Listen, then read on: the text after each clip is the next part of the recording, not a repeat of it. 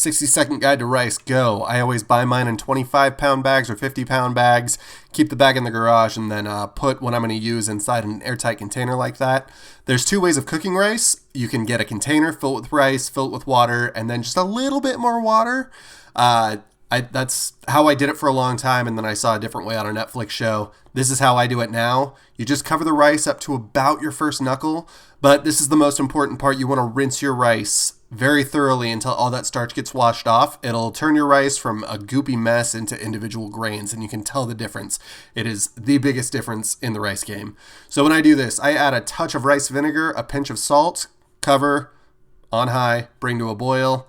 After it starts boiling, you want to stir it and then recover, turn it to the lowest setting you have on your stove.